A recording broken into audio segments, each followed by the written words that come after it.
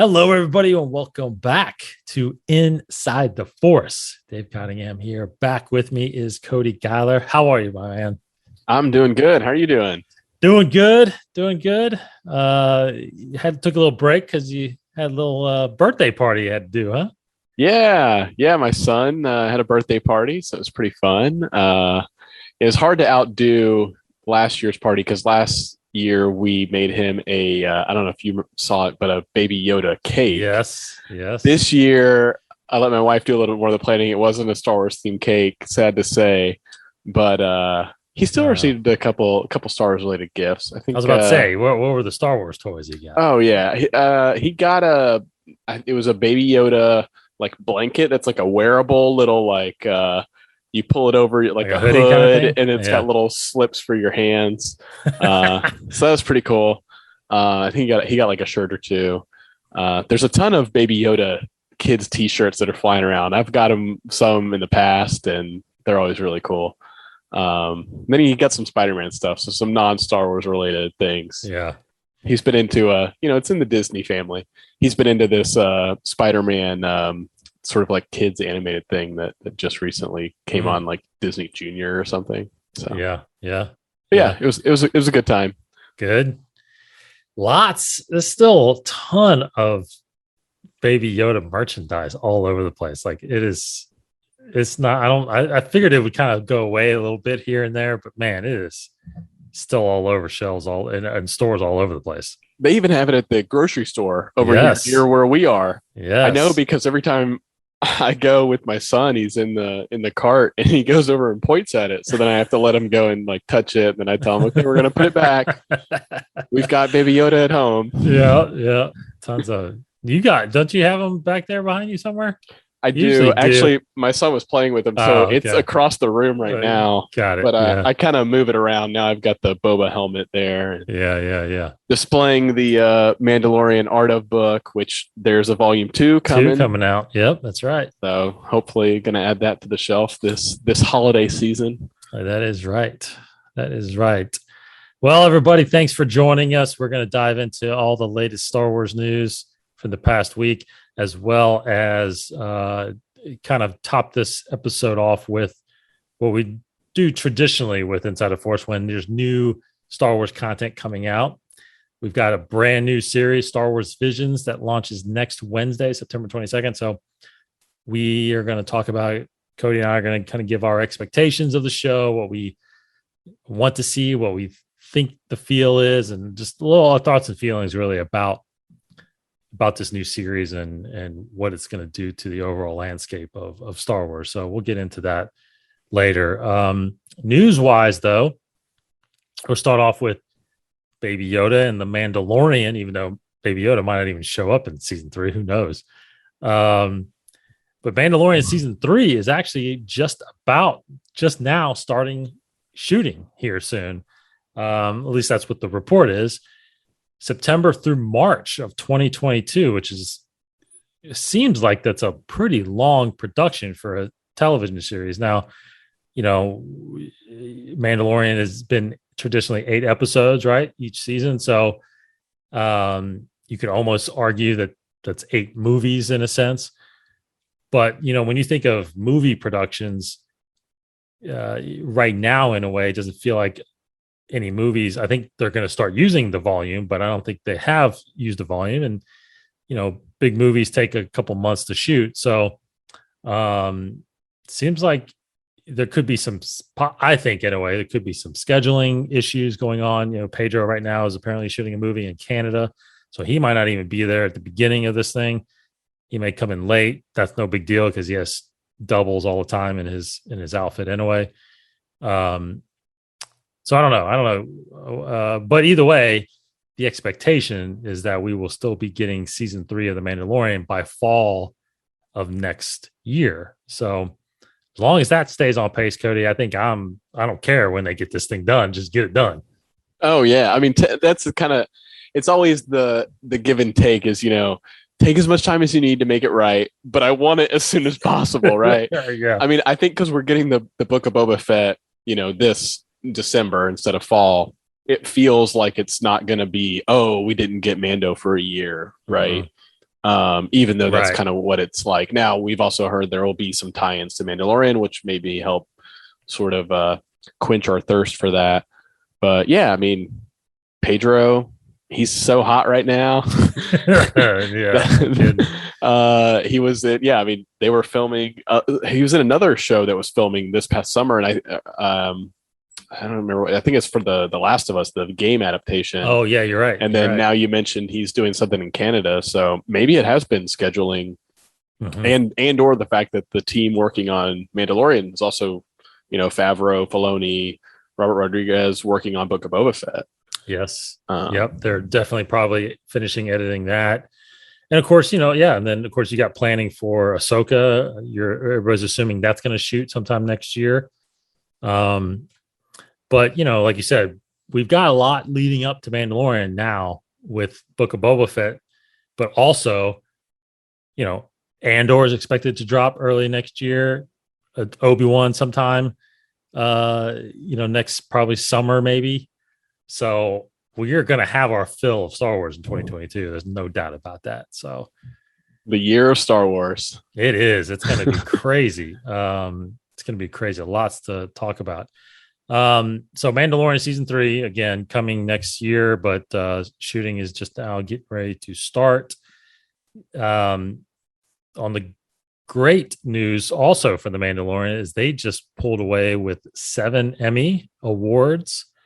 They won for outstanding special visual effects in a season or movie, outstanding sound mixing, outstanding cinematography for a single camera series, which was chapter 15, The Believer.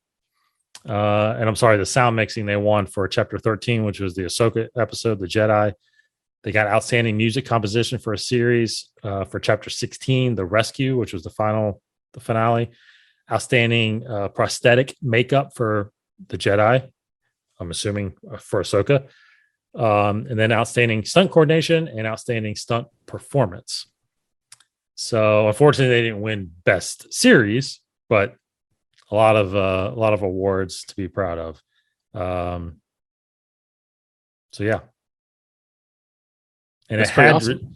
And it had received 24 total nominations, including outstanding drama, outstanding supporting actor for Giancarlo Esposito, and then outstanding directing John Favreau for The Marshal, which was chapter 9. So yeah, lots of awards. This thing, obviously one of the most popular streaming shows of all time, pretty much right now. Yeah, and it's kind of, I mean, for Star Wars, not only we talked about on the market, on the, toy side, it's kind of the biggest moneymaker, but it's kind of their biggest thing they have going right now. Yes. In between movies and stuff. Right. I mean, way in between movies. I mean, we're talking 4 years. There's going to be 4 years between movies right now, right? 2019 to 2023. So you are just filling your Star Wars, your fandom with, Disney Plus stuff. And then on the flip side of that, we were just talking off camera about all the High Republic content that's coming out. So they're definitely trying. And it seems like as we get into this next topic here, which is kind of the game side of things, seems like they're trying to fill us hopefully with some of this game content. We did talk about it a lot last week, but we didn't get your take on this. Of course, the announcement that the Knights of the Old Republic is getting remade. Now, did you play the Knights of the Old Republic game? The old one? Yeah, KOTOR. KOTOR is sort of, I don't know if it's inside lingo or just sort of like the short. No, that's the name. Yeah, KOTOR. That's what we all call it, I guess. Those of us that have played it or know it. I love KOTOR. KOTOR 2, I actually probably played a little more, oddly enough.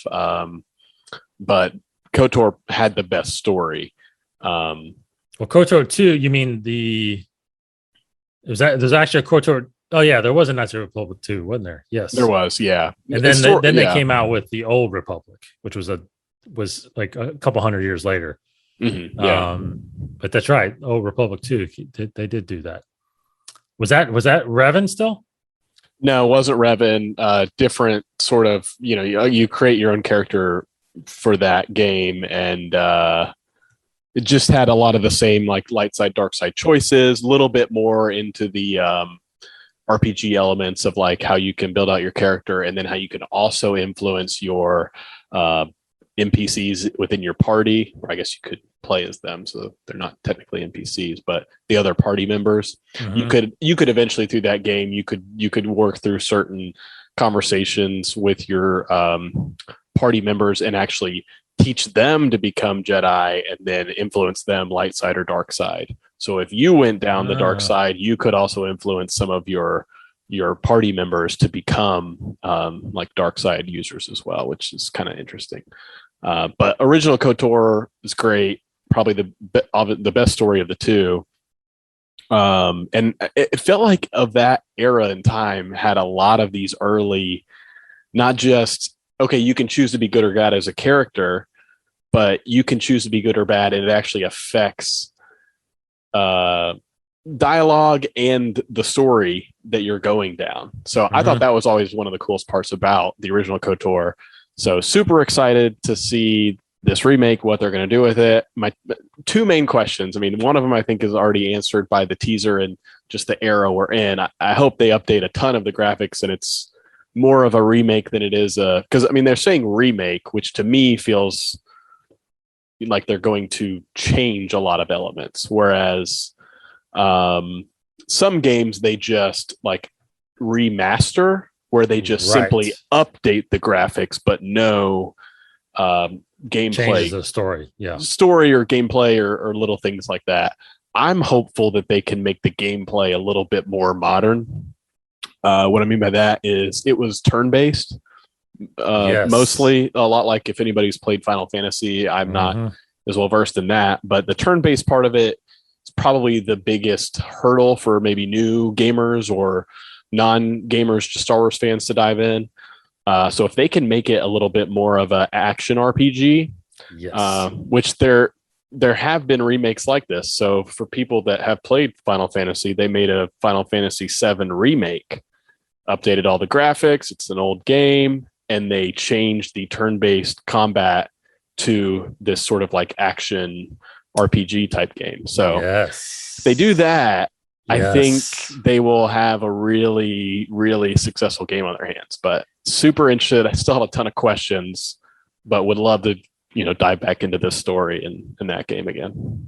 Yeah, I'm with you. I think I'm not a big fan. I talked about this last week. I'm not a big fan of the turn-based, so that's why I never really got into that game. I think in the articles I've read, they're definitely building this thing from the ground up. So it is all new. I think, and here's the thing too, is I actually looked up today. I was like looking up Matt Martin, from Story Group. I was looking at his Twitter because I did see a big threat. He obviously gets asked a lot of questions. And one of them when this teaser came out was, okay, is this remake now going to make this Old Republic stuff canon? But the question is not necessarily whether it's going to be canon, because I think it's going to be canon. The problem is I think what people have been asking him on Twitter is kind of like what you just said. Is this going to be basically the same story, which therefore then makes the original game canon? Or is it kind of replacing that as the new canon story? Because there's going to be differences. And basically those differences are now canon. And what you played before is basically just legends now. And so I feel like that's going to be what's going to ultimately happen, because he was kind of cryptic in his responses. Like one thread was like, hey, Matt, I know you probably get asked this a lot, but is this new Knights of the Republic, is it canon based on or is this new canon? And he kind of replied with an article that wasn't written by Lucasfilm. It was written by, I think, like IGN or one of those gaming things. And he said, I think it's pretty clear in this article what it is. And so but I even looked in the article and it kind of just said the same thing that was released on Lucasfilm. So it doesn't really say it. it just says that they're remaking the story, into a new game. And I think by that is when what he's referring to is saying that is, okay, well, look, we are telling a new story, even though it's based on this other game. We're telling a new story. And technically, I mean, everything is held true so far that pretty much everything's been released since the Disney buyout has been canon. I mean, obviously Star Wars Legos and stuff like that, but anything that's been written in the publishing form, that's, after the Disney buyout, obviously everything else is Legends. The KOTOR games have pretty much been the only thing that is getting updated and still being played a lot and used a lot. That is still considered, that is still Legends, basically. I mean, they haven't fully brought that in. So I think this is their opportunity now, because of its popularity, that they are very similar to what they did with Thrawn, right? The Thrawn trilogy was so beloved, but it's still Legends. And they brought Thrawn in and did a whole nother trilogy, and they did a couple trilogies of books to reintroduce him. And of course, they brought him into live, animation and live action eventually. But I believe that that's what they're doing. I think that's what he kind of said cryptically in his tweet replies, that, look, it's a new story. A new story means it's going to be canon. So, so the question for me is, like you said, is it going to be turn-based? I think the graphics are going to be up to date and phenomenal. But also, I think, are they actually going to still put it in the same time era? Because I do believe there's a chance they could change that, because I think Knights of the Old Republic is set 4,000 years before Episode 1. Are they seriously going to go that far back? I mean, they could actually move that timeline up to be more in, maybe 1,000 years, like when they talked about 1,000 years ago from Episode 1 was when the Great War of the Sith and the Jedi happened. And that's when Darth Bane created the Rule of Two and stuff like that. So it's possible, I think, that they may go just maybe shortly before that, and maybe they change the dynamic until we see the Great Sith Jedi War. I don't know. That's possibly where I think they could go, because I think if they want to kind of separate the old KOTOR game from this game, I think that's what you kind of have to think about doing, is maybe put it in a different era to clearly separate that as Legends and this is canon. Yeah, that's one of the big questions is, how many changes will they make to the original story? And that's one of them you're getting at, because I have to think, like you said, that they will, in order to fit it where they want. Other questions and hurdles I hope they kind of skim over is the fact that you're making choices in this game, right? So you could be light side, dark side by the end of the game. Well, that obviously is going to make a whole conundrum for canon. Yes. I hope they just ignore the fact that causes a rift, because that's what makes it fun in the game, right? So maybe this game and other material, we could talk about it a little bit with Visions, they're loosening some reins on, is it canon, is it not? They may not answer fully. Parts of it, maybe, if it's successful, maybe they'll wrap it into canon, things like that. So the choice element of the game, and the fact that you create your own character. So Revan will look totally different if you play it versus if I play it. Yeah. Well, I think things like visual looks, definitely could be mixed up. The story is about the character, right? So right. That is a good question for you. That is a good question you bring up, is how the game progresses and ends. Is it going to be the same in every story, or is it change? Is a story change based on who plays it? Therefore, changes the canon of things. I don't know. That's a good point, because no matter how many times you play Jedi Fallen Order, right, you always end up the same way, right? Because that part is there. So I think they're going to tweak that a little bit. I think there's still going to be choices in this game, but I kind of think it's all going to end up the same way. It's almost like I don't know if you ever played the old Episode 3 game, where there was a moment you play as Anakin, you can defeat Obi-Wan in the final battle, and they gave you a little cutscene of what that would look like. Oh, I did And not. it I don't was remember that. Yeah. because this was back in the day when the games and things didn't have to be canon or whatever. Yes. So there was two different versions. I think it's like you can play as Obi-Wan, you can play as Anakin in that battle, and then there's two different endings. They did that with the Force Unleashed too. That had two endings. Yeah, that's true.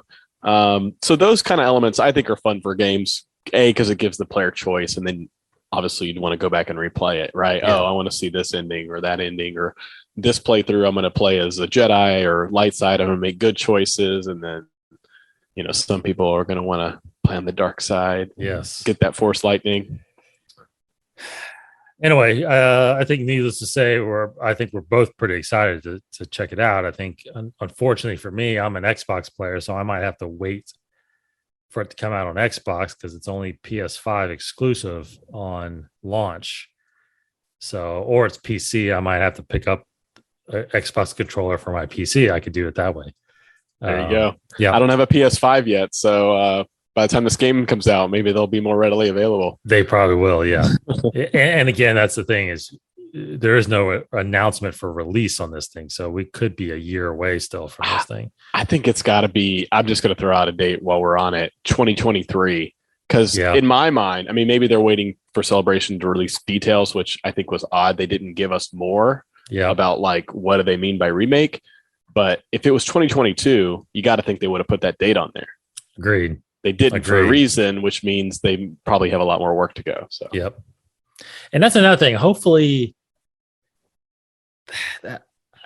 I get it that you want to separate the title, but like having remake in the title, this does not sound right to me. Like I hope it has its own title somehow. I don't know how you do it, but I mean, I don't know. I guess these beloved games really do resonate with fans. Like I'm pretty sure the Final Fantasy VII game was just called Final Fantasy VII Remake. Oh, and fans wanted to play it, right? Because it's like I don't know if it's a game from the 90s that they remade or I think you're right. I think you're right. Yeah. But yeah, I mean, this KOTOR game, by the time it comes out, it'll be 20 years old. It will be. Yep, that's right. So speaking on games a little bit, getting into, they released a trailer for, it was kind of a cinematic trailer, not actual gameplay trailer of Star Wars Hunters, the anticipated game that's coming out on Nintendo Switch, and I think and mobile devices. But that seems the trailer obviously is very cinematic, very cool looking. Again, I wish they make a movie just based on those kind of graphics. But it very much looks like a battle royale type of game, like you mentioned, Fortnite. I don't know. I'm not. I'm more of a story based video game player, so don't know how much I'll be getting into this game.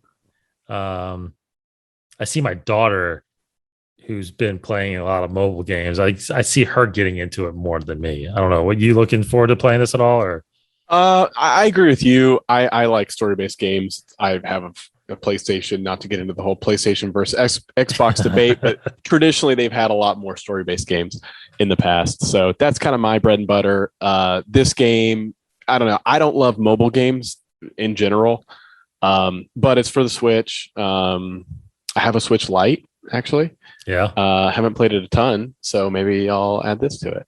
Not really. I haven't really played Fortnite, so I haven't really jumped on that bandwagon. But me neither. Yeah, I'll check it out. But cautiously optimistic about it, and not necessarily what if I had to pick a game for them to spend money on. I probably wouldn't go this route, but some people might. Yeah, I wonder if I do wonder if there's a story-based element to it. I mean, there could be, I guess. It could be a person that goes through this arena and you have to, keep beating guys to move on. And maybe there's a way you're trying to win your freedom or something like that. I don't know. Like almost like the Gladiator or something like that. But, are you not entertained? Yeah, exactly. So the funniest part was the two Jawas stacked up in a Jawa trench coat. I thought that was pretty clever. Yes. Pretty fun. That's pretty funny. Two Jawas on. Yeah, exactly. So that's coming out there. Again, that game was supposed to hit hit your shelves this year, but it got pushed. That one did have a date on it, 2022, but not sure when. It'd be sometime next year. Now on the VR side, Tales from the Galaxy's Edge, the Last Call update did drop this past Wednesday. I've already made that purchase. I actually got my Oculus right here, sitting here. I have already started playing it, and I love this Star Wars VR stuff. I am truly into it. The gameplay is very similar. Basically, it's just more missions, right? Tales from the Galaxy's Edge was a mission based game storyline where you were helping basically smuggle some cargo. The cargo has to get dropped and it crash lands on Batuu, and you have to go down and go retrieve it. This was the first part of the game. So you're able to explore Batuu, not necessarily the outpost, which is what's at Galaxy's Edge, but the outskirts of it, because you had to go find all this cargo. So you went to these locations and all around on the planet. So it's pretty neat. You're able to see a bunch of it, a bunch of the landscaping. And you did go back to the bar to get to, I think it's Mubo's droid depot in a sense, where, basically is where you go build droids at Galaxy's Edge. You go there to kind of turn in parts and get credits, and then you can buy upgrades to your outfit, stuff like that. So, but anyway, now you're in this game, this update. One of the first missions I'm doing right now is you meet Doc Ondor. If you don't know who Doc Ondor is, Doc Ondor has a shop in Black Spire Outpost called Doc Ondor's Den of Antiquities. He's got all kinds of stuff from all over the galaxy, all different eras. It's really cool when you physically go to Galaxy's Edge and go to Doc Ondor's, because inside it's just, you see all kinds of different stuff around all Star Wars. You see Mandalorian armor, old Stormtrooper armor. You see stuffed Wampa. It's just filled with all kinds of crazy stuff. But he's a collector. He's basically like the collector in Marvel. He just collects everything. So you're on a mission he hires you to go track down these old Jedi relics. So that's what I'm doing now. I was playing a little bit last night. So it's really neat. And then, there's a couple more stories, a couple more other stories. One involves the First Order. There's an extension of the Jedi game or character that's in there from the first release. So you can kind of extend that, and that's during the High Republic era, which is pretty interesting. So anyway, really cool. I think it's fun to just literally live in that world. And Cody, I said to you beforehand, you need to come down and try this thing. And so I'm not the only one that's talking about this. Oh yeah, for sure. No, I'm interested in VR. Don't have a VR set myself, but yeah, I'd be down to try it. And it's good to hear glowing reviews from somebody who's like physically had their hands on it. Yeah. Yeah. So did you try? I can't remember. Did you try it at Celebration? No? The Vader one. Yeah. No, I think I jumped out of line to play like a Star Wars Destiny card game or something. Yeah. Maybe. Yeah. I think that's what I ended up doing. The line was a little long. And, we had to get those. We had to get those cards, those exclusive cards. Yeah, you got to get the exclusive Celebration cards. That's right. So anyway, that's out there. It's if you have Galaxy's Edge, Tales from the Galaxy's Edge of the original game, this is only a $10 update, and it seems like it's got a lot of extra stuff to it. So I'm going to be playing it for a while. Now I will say, because like even last night, like after about an hour, the headset does kind of get, it does weigh on you a little bit, so it gets a little uncomfortable sometimes. So I do have to call that. It's not like you can sit there like an Xbox or PlayStation, just play all night. It's a little more physical. Plus you're doing stuff. You're like, you should see it. You're like making up a sweat. You're like dodging, bullets and shooting. It's crazy. It's so fun. I am into it. I don't think, the graphics are getting better. it's getting there. I mean, at some point it's going to be so, I feel like it's going to be so real. But it is pretty cool. It is a really cool thing. Okay, so moving on real quick to some publishing news here. There was an article that came out last week too, roughly about Wave 3 of the High Republic series. Now, Wave 3 kicks off, I think, in January. Wave 2 is kind of slowly finishing out this year. It starts the next phase of the High Republic. Now, if those of you that haven't been up to speed on it, the High Republic is set up in 3 phases. Phase 1 was Light of the Jedi, which is all the books that came out at launch, Light of the Jedi, Into the Dark, and the comics and stuff like that. And then you've got phase 2, which starts off, and it's actually called Quest of the Jedi. And then phase 3, which is in 2023, is Trials of the Jedi. And that is pretty much your High Republic series altogether that's going to be out there. Did you actually get a look at these? I had the thing here. Yeah, there we go. These covers that they released for this, Cody? I did. Yeah, I checked out the covers. The artwork for this stuff's always been great. I think. I'm really glad they're spending time on not just like the book cover art, but some concept art and things like that for building out characters. Really just helps, I feel like, in the world building and immersion as you're like trying to get to know like a new character. The one that caught my eye is actually the comic. We talked a little bit about it before recording.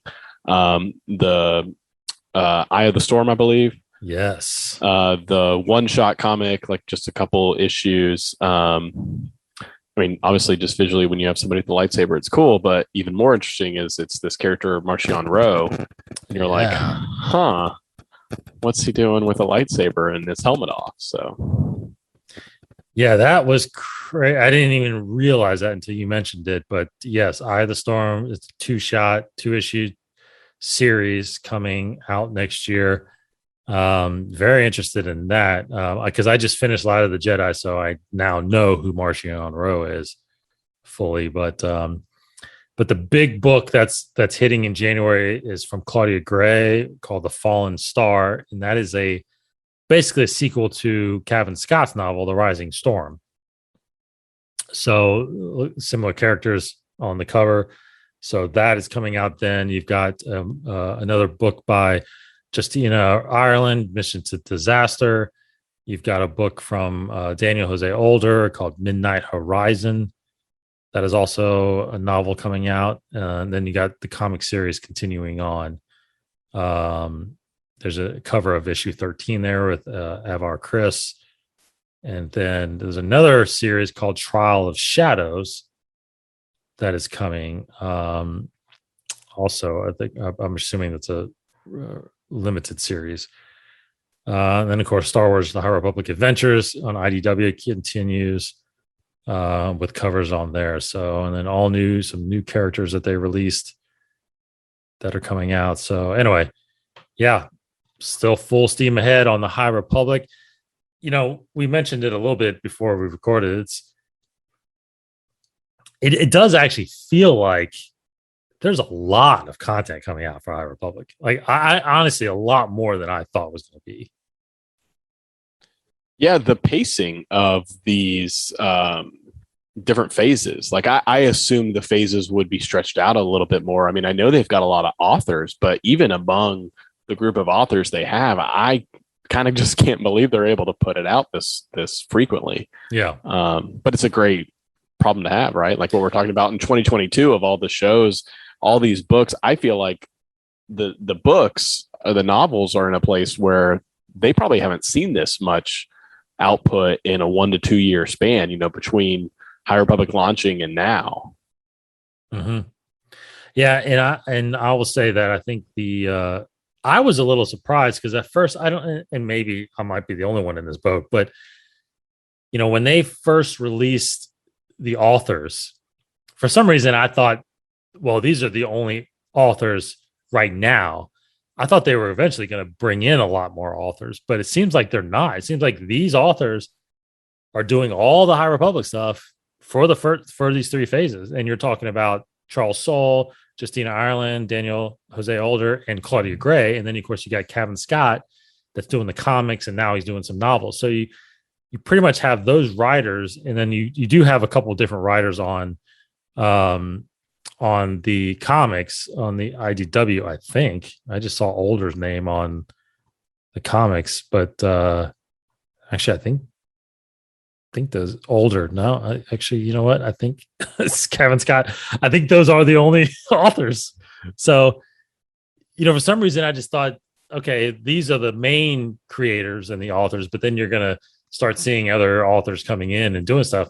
No, actually, this original group, they look like they're the ones doing everything and then taking it to the end, which makes sense, because it seems like when they finally started talking about this at the end of last year, and of course they launched everything in January, that they have been working on this for like 2 years.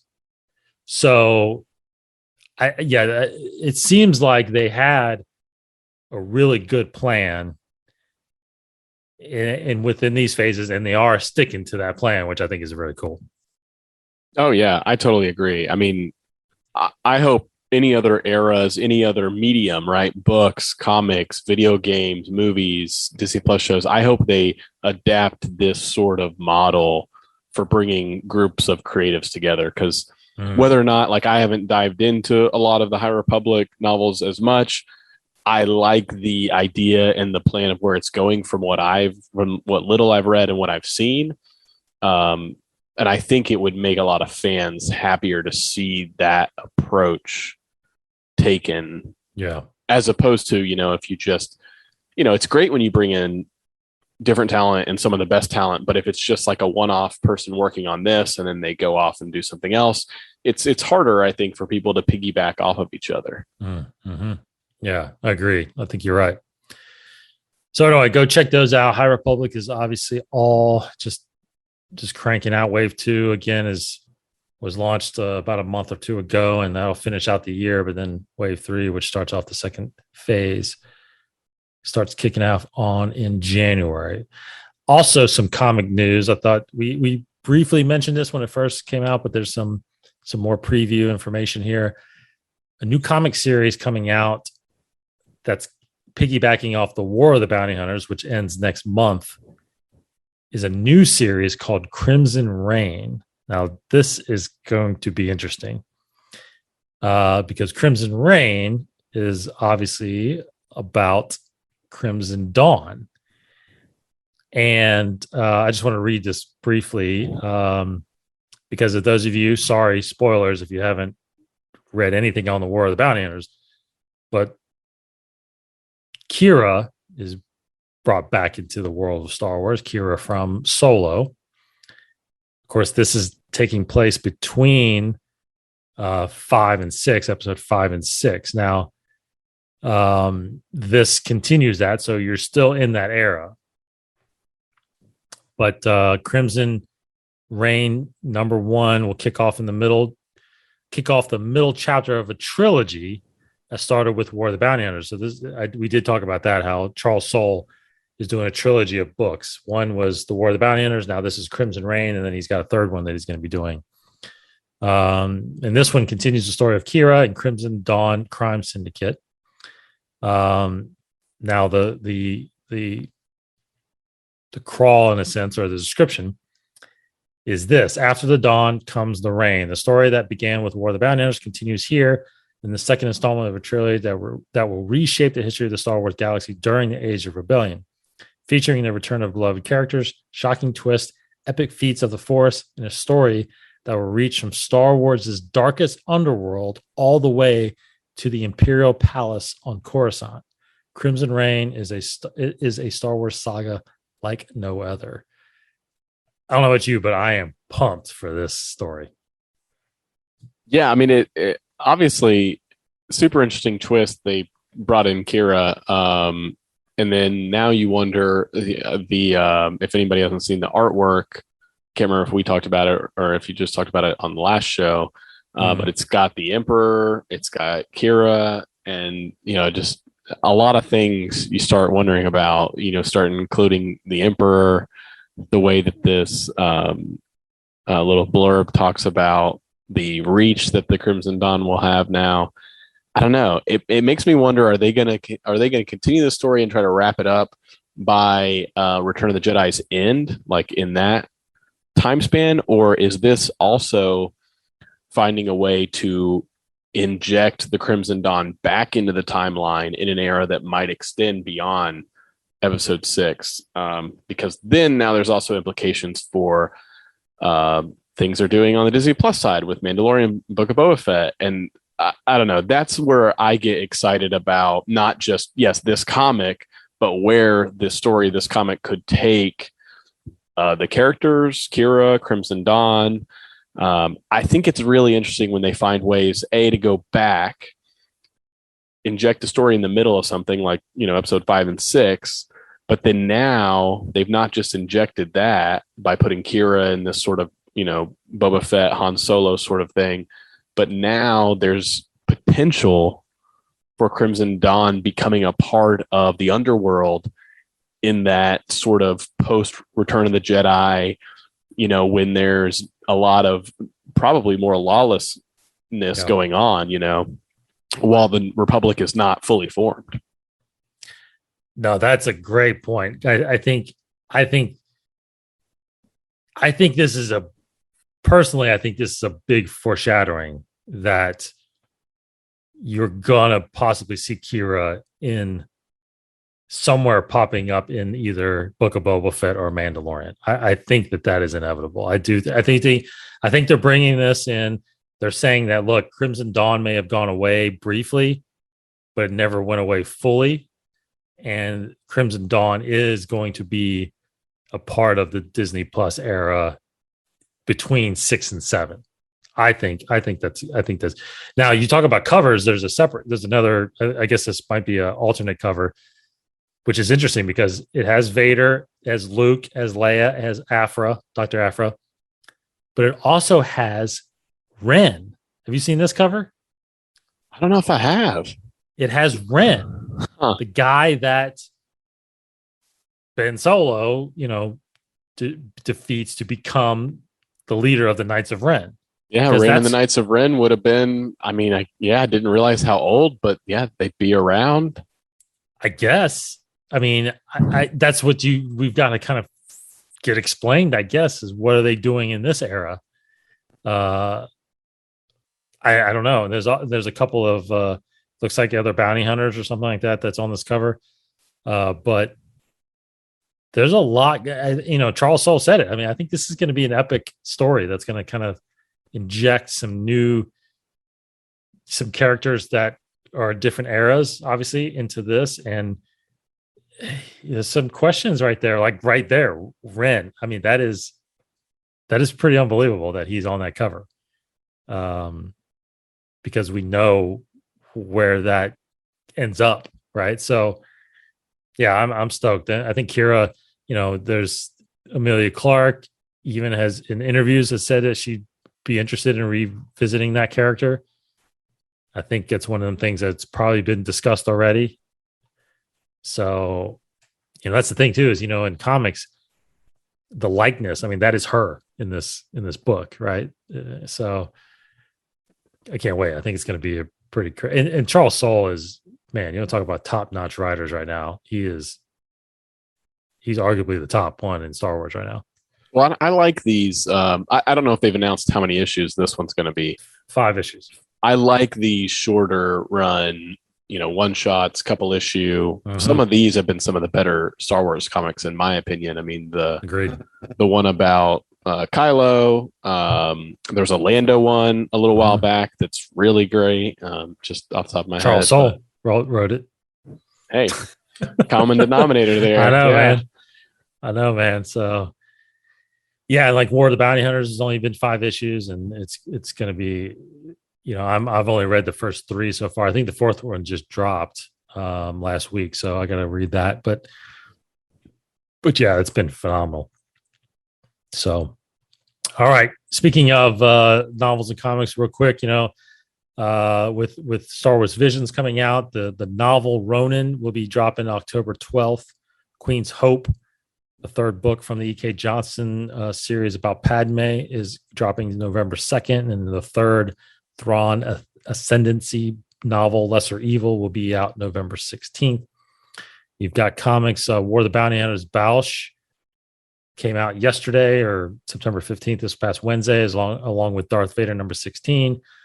You've got Bounty Hunters number 16 coming out next week, the 22nd, and then Star Wars 17 coming out September 29th. All three of those are still crossovers with War of the Bounty Hunters, which again wraps up next month. The 5th issue will end that series early October. Okay, so Star Wars Visions, Cody, the brand new Disney Plus Star Wars series dropping Wednesday, September 22nd. Interesting, this series will all drop at once. It's 9 episodes, right? Yeah. 9, yes. All 9 shorts will be out at once. The articles that I've been reading have guesstimated that all episodes will land between 13 to 22 minutes. So these are roughly short films, 9 short films, individual short films. So, if everybody wants to, or if everybody hasn't really done it yet, StarWars.com over the past couple of weeks has been putting out these articles, meet the heroes, meet the villains, meet the droids. So you can kind of go on there and read about some of these characters that are going to be popping up. So you can kind of get a little bit of, unless you want to be fully surprised and not be spoiled at all, then I wouldn't read any of those things. But to me, it helps a little bit about kind of get an overview of who these people are and what the stories are. So I don't know, Cody, let's just dive right in and talk about, expectations. What is your personal expectation for this series and how much you think you're going to like or dislike or enjoy or not enjoy this series? Yeah. I haven't watched a ton of anime, just to like preface the whole conversation. But not opposed to it. Just haven't really dived into it a lot or found the stories that have been as interesting. So obviously any Star Wars story I'm down to check out and want to dive into. I'm glad they told us, or some of these articles have told us some of the run times. I know they're all different. Mm-hmm. They're not all 20 or, as you said, 22 minutes. I thought they would be 30 or less. But I'm a little surprised that some of them are going to be like as short as like 13 minutes. Mm-hmm. I believe they told us they were shorts, but yeah, I guess in my head, I wasn't sure what that was going to end up, totaling. So knowing that, I think I'm glad I know that. Yeah, it's interesting because there's 9 of them. So I think what's going to be cool about this is they're not all made by the same studio. It's not like they're 9 episodes of one season. So I think there's going to be a few that I gravitate towards. There's some that the art style or the story already kind of like has me interested. I oddly enough, the one that's called the rock opera that's set like a little more on Tatooine shows some of the characters like, Boba and Jabba, and it's about that band with some of the new characters. That one seems interesting. I have no clue what it's going to be like. But I'm intrigued. And then the Ronin, I just think aesthetically seems super interesting to me. But yeah, I don't know. Like you mentioned that they're dropping all at once, and the fact that is different. That's a different vibe than what we've had before. It would be hard maybe if they rolled these out over the course of 9 weeks, right? Because they're so short. It's not going to be one of those things where you speculate week to week because they're not all connected.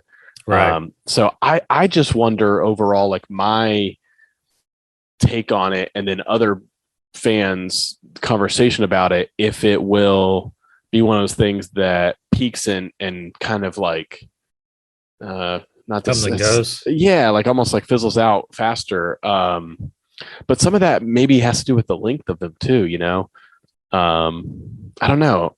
In my head, I'm thinking, what if they had just made 1 hour and a half movie and chosen one studio to tell a really interesting long story versus these 9 small ones? That's a good thought. but that's just sort of like I'm fine to watch something longer, you know.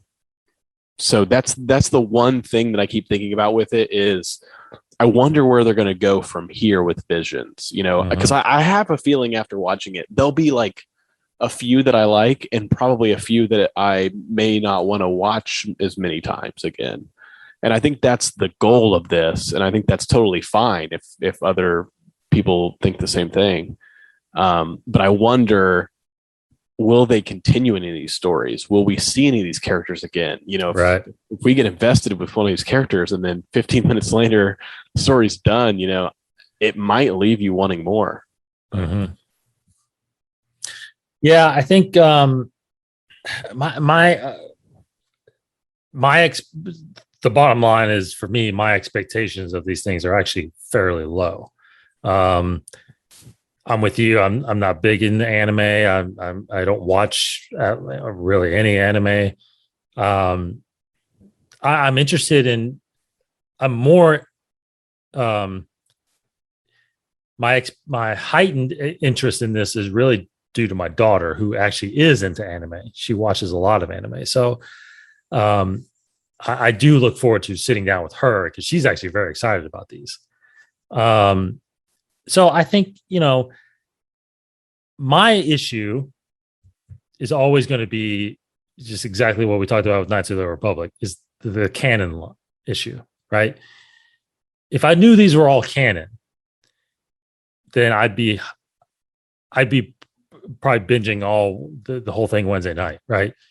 And I think that's what's gonna maybe make or break this thing is since they're all coming out at once, are people going to are Star Wars fans going to binge the entire thing, or are they going to kind of like you just said, pick and choose the ones they want to see, and if some of those maybe don't hit the right vibe, then maybe they don't even watch some of the other ones, you know. But I think most Star Wars fans are going to give every one of these episodes a shot, and then of course critique which ones they liked and didn't like. I just wish that I knew if these going to be canon or not, because it sounds like they're not, which is just really odd to me. Like, why would you miss the opportunity of using this type of animation? And I love the idea that they're expanding and doing different types of Star Wars content, but at least stick with the canon timeline. And the reason why I doubt that it is, maybe some of them are, maybe some of them are, which is kind of weird again too. But like there's under the article that they talked about Meet the Heroes, there's one called Kara from the Ninth Jedi. I don't know if you read this, but it says the Ninth Jedi from Production IG imagines a galaxy in which the Jedi Order is long gone, but a mysterious master named Juro hopes to revive it. I mean, that alone right there is pretty much saying that this isn't canon, right? It's saying it imagines a galaxy. So it's just a story that's out there about whether or not this galaxy has a Jedi Order that kind of went away. Now, again, why not? I don't know. Why not set this like, even if you're thousands and thousands of years in the past, future or past, yeah, or future, yeah, whatever. Just put it somewhere. And I don't know, but just that word imagines a galaxy. It's like, okay, right there, you're kind of just getting away from the timeline and telling an alternate reality story. And I don't know, maybe that's I don't know. Maybe this is a way for them just to tell different stories and not canonize it. Maybe it's one of the things where it's, someone in the Star Wars galaxy is telling these stories, that just kind of, this like is the legends of Luke Skywalker, it may not be true, but some of them may be. Yeah. I mean, or is this the fiction of the Star Wars galaxy, right? This is stories from the Star Wars galaxy. You know what I mean? Like we're living in universe fiction stories, right? This is the show that they watch on their version of Netflix or Disney Exactly. Plus. Yes. Yeah. Now I'm starting to feel like I like it. Well, I'll put one rebuttal to this and just maybe a difference of opinion on it. Because it's, obviously not right, wrong. We both have different takes on it. I like the idea that they're not requiring them all to be canon. And I'll explain a little bit of why.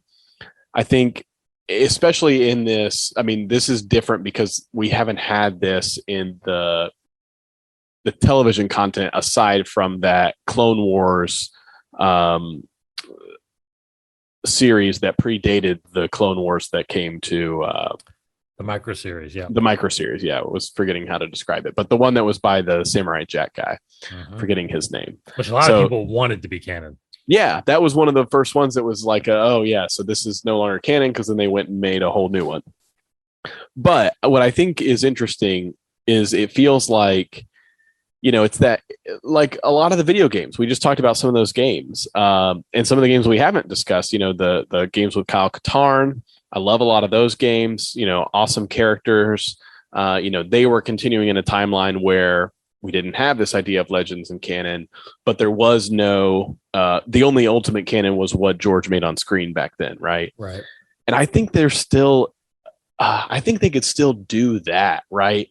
If any of these characters or stories hit well, became popular, people liked them, gravitated to the characters, then bring them out into canon, right? Or continue telling those stories. And in the game side, especially, and even maybe in the books as well, I think what it allows these creators to do is, I've heard it a lot in the video games, because I think video games take longer to make than things like this, but it makes it really difficult, the back and forth with Lucasfilm. Not to say that they are difficult, but sharing assets, getting things approved, making sure it all lines up. It's not just like the character, the story, and the timeline, but all the things in it, right? Is that thing you put in the background, is it like fit into canon? And I don't know the ins and outs of all the things they have to approve, but I wonder if this had to do with some of the working back and forth, if it made it easier for them just to say, do your thing, right? And we'll, see it, sign off on it, as opposed to having to work as closely with, people like the story group or whatever. So some of it may have been, just that barrier of, hey, let's lift this barrier and let them go kind of thing. I almost kind of wish they would do a little bit more of that on some of the game side as well as the books. But I love, like, Jedi Fallen Order. I love that it falls into canon, that it has a place. It just kind of makes me wonder, like, if they lift some of these restrictions, and they maybe don't answer if it is or isn't canon, does it allow a little bit more flexibility on the storytelling? Mm-hmm. So what makes you think, when you hear the title, like Star Wars Visions, like, because Visions, I mean, you can think of it several ways, I think. I mean, one way you could think of is it's a new visual take on what Star Wars looks like. Or is it literally like we talked about, almost like an in-universe vision of stories set in the Star Wars galaxy? Like, basically, like, somebody is writing these, with the history of the Jedi, with the history of the Empire, with the Luke and Leia history. Because I think there's a storyline called the Twins, right? And it's basically dark side versions of siblings. And it's so many lived through the Galactic Civil War, and they wrote this story about, okay, so what if Luke and Leia were evil? Honestly, if they did it that way, I mean, honestly, we're not a Marvel podcast here, but the What If series that's going on in Marvel right now, right? I mean, that's canon. They're saying that that's part of the Marvel Cinematic Universe, even though it's an alternate reality. There's the character called the Watcher that oversees all of these different timelines. you know, why not? And again, maybe they did this, but I doubt it. But why not have somebody that introduces all of these stories, and they're the kind of the visionary person that is telling these stories to kind of maybe to a room full of kids, or It's like The Princess Bride. You start it with a kid, with exactly a older person or parent reading a book to a kid. Yeah, in universe. in universe. I mean, I would be down with that. Like, I think Yeah, that would be a way to keep it canon, but then keep the storylines, not legends, just a flexibility. Yeah, flexibility. Someone's interpretation of all this history and ancient history that they know about, and this is what could have happened, kind of thing, right? So that's what I wish they would do, but I doubt that they did that. I don't know. I haven't heard anything like that. So yeah, then I'd be more apt to kind of, I don't know, that actually makes me more excited to watch it. Now, just seeing a story that is visually cool to watch, that doesn't ring me in as easy as it would a canon story.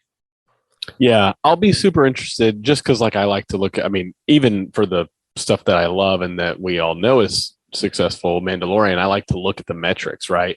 Where does it Yes. stack up, not just on Disney Plus, but with Netflix shows, right? Now, it obviously is in a different sort of stratosphere um, than something like this. But I'll be interested to see the metrics on this and just see how it's resonating.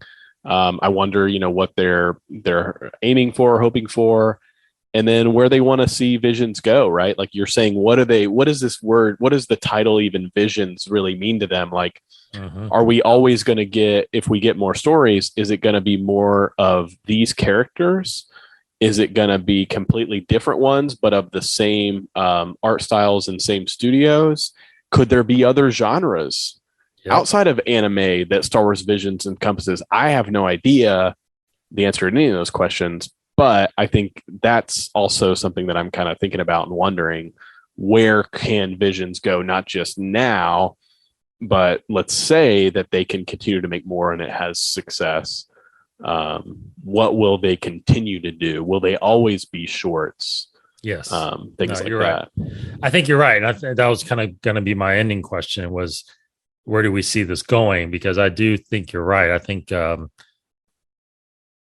personally, I think that part of me, most of me, feels like this is it. Like, this Star Wars Visions um, is this opportunity to give these anime studios an opportunity to make Star Wars content.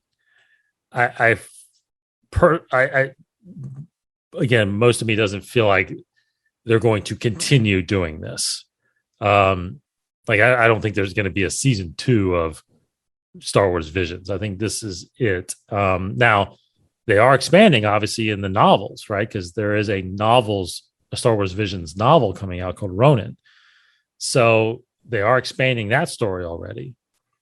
Do they expand other characters in the books? I think that's definitely a higher possibility than doing another show based, because I think what's going to happen, unfortunately, and hopefully I'm wrong about this, I don't think this is going to be as popular as Bad Batch was.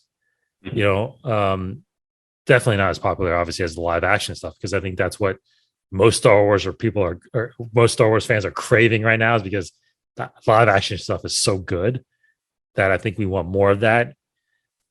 But I think, what's going to lack. I think the fact that these aren't connected stories week to week is really I think that's going to suffer. I think that's where it's going to suffer. Yeah, I agree. I think the choosing to drop them all at once probably actually makes the most sense, because they're so short and they don't have that connection. But yeah, I'll kind of stand by like a little bit of my sort of wrapping up what I feel going into it. And again, I hope to be wrong and to be blown away by some of this stuff. But I think they could have, if they had made one story and made it canon, like you're suggesting, would have maybe had a lot more fans interested. and maybe made it longer or done episodic, I think they would have had more people engaged for a longer time, or just get more engagement overall. I mean, I even think about like, I mean, I don't know that Pokemon really counts in this anime sort of sphere, but it's got some of that art style. Pokemon's huge in its own right, but like, just that episodic nature of it.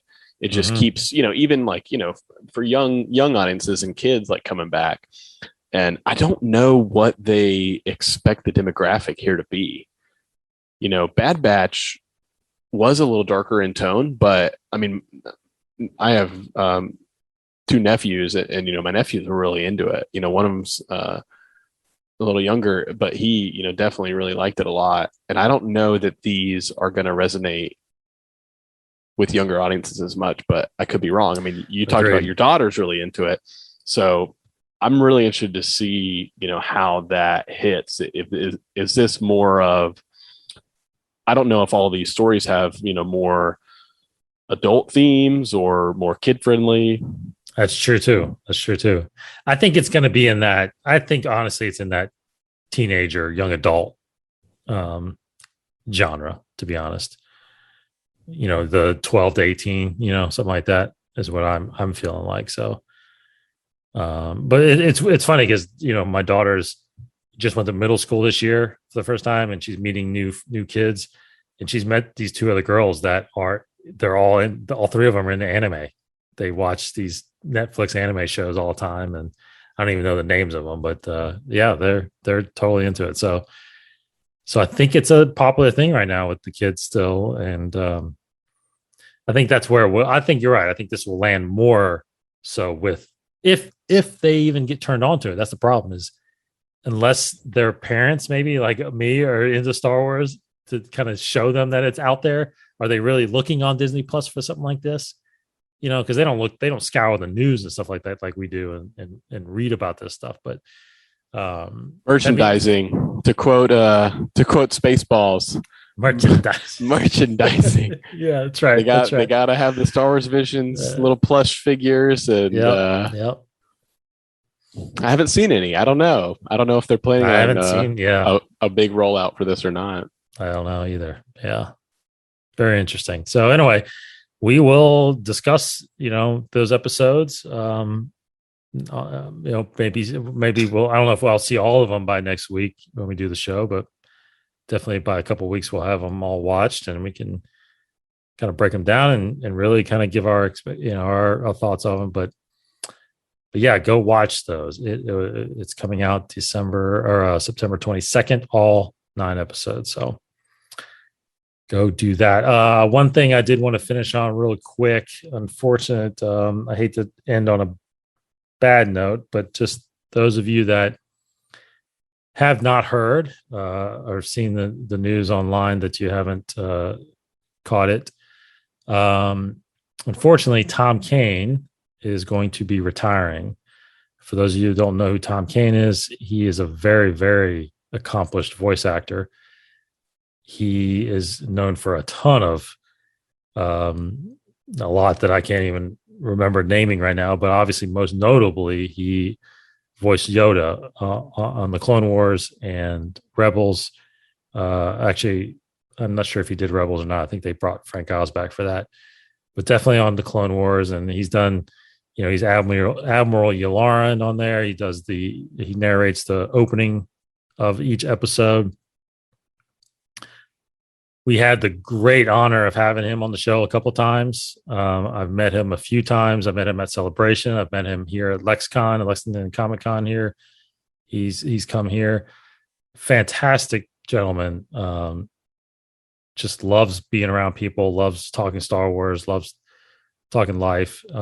He suffered a stroke, I think at the middle of last year. He's been trying to recover.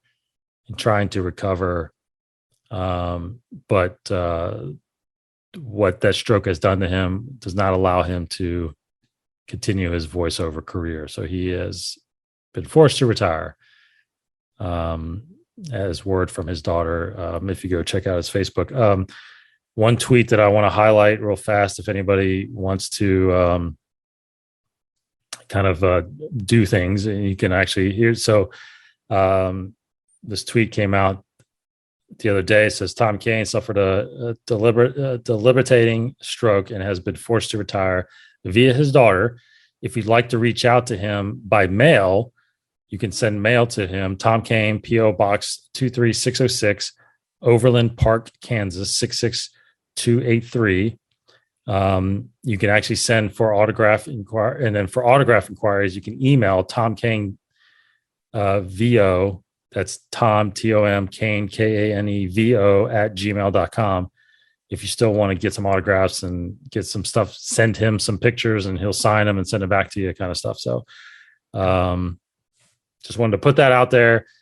I am going to probably, because at the beginning of our show, Cody, I'm sure you know this, but at the beginning of our show, we have people that intro the show. We have a Tom Kane intro, and I'm going to be having Tom Kane intro the show now for the foreseeable future for a while now, because I want to make sure people keep hearing his voice on our stuff. So sad to hear that, but I don't know if you have any comments on that, Cody, at all. No, I mean, obviously it's, just sucks to, go through that, but, wish him well. And, people that want to send him, just love, reach out, send things to that PO box. Little things like that can go a long way with somebody dealing with them. But I mean, great talent, not just in the Star Wars realm, but that voice of Yoda, it's one of those things that, I think obviously listen to the show so much, you'll never forget it, because we probably hear it a lot. Yeah. But he's just awesome. And, it's hard to live into his shoes like somebody like Frank Oz and a character like Yoda, who's so iconic. Yeah. But he did it so well. So, really blown away by his talent. And, it's a bummer. But yeah, definitely, wish him and his family well. And so reach out to him, send him, good vibes, and ask for autographs and things like that, because I'm sure little things like that will probably bring him some happiness and stuff. So yeah, I'll never forget waiting in line overnight at Star Wars Celebration outside at Orlando. This was Celebration 5, I think. And there was a big main event that George Lucas was being interviewed by Jon Stewart. And me and Casey and Adam, his buddy Adam, and then Charles, a guy we used to work with, the four of us, had our pillows, and we were out there on the concrete all night long. Big line of probably literally probably 400 or 500, 600 people out in line, right? We were about 100 deep. 2:00 in the morning, all of a sudden, 3 guys start coming through the line and shaking hands, taking pictures. And it was D. Bradley Baker, it was James Arnold Taylor, and it was Tom Kane. The first time I met Tom Kane was in that line, and I thought, how cool is this? They basically, what they said was they were staying in a hotel right across the street, and they all kind of looked out the window and saw all these fans out there. And they're like, how could we not go out there and engage those fans? And those 3 guys, 3 o'clock in the morning, just came out there and just hung out and talked and just went down the line. And that's when I had this huge just appreciation for the cast of the Clone Wars. I mean, how much they love the fans, how much they love that series. And Tom was one of them. So thankfully, God bless that he is still around with us, right? He just has to retire. So he is still around, like you said. Reach out to him if you can. I think his daughter is basically controlling his Facebook page now, so you can probably reach him on there, and I'm sure he'll see it. And let's just give him some love and show him some love, and keep him in your thoughts and your prayers.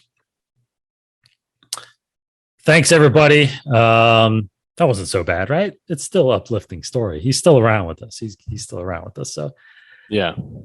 Thanks, everybody, for checking us out this week. Lots there to talk about, and we got more coming next week with Star Wars Visions and next month with the wrap of War of the Bounty Hunters, and then of course countdown towards the Book of Boba Fett here in just 2 months, basically about 3 months, end of December. So looking forward to that. God, we got to be getting a teaser at some point here. Let's see. I'll guess unfortunately, it's going to be November. There's like some Disney Plus day or thing, November like 12th or something. Yes. November 12th. I'm going to guess it's around then. I don't know. Really? Basically, my rule of thumb is go back and look. I haven't in a little bit. I usually do this. Go back and look at the Mandalorian season 2 first trailer when the first photos came out. It won't be the same day, but how far in advance it came from release date, and just shuffle that back I think it's about a month. Well, 2 months maybe, because I don't know, a month, because Mando was end of October, so almost November. This is going to be end of December. Yeah. So I'm going to go on a limb and say I forgot about Disney Plus Day. I actually think Disney Plus Day we'll actually get looks at Andor and Obi-Wan. Ooh. I'm going to go on a limb and say we get something from Book of Boba Fett before Halloween. Ooh, that would be good.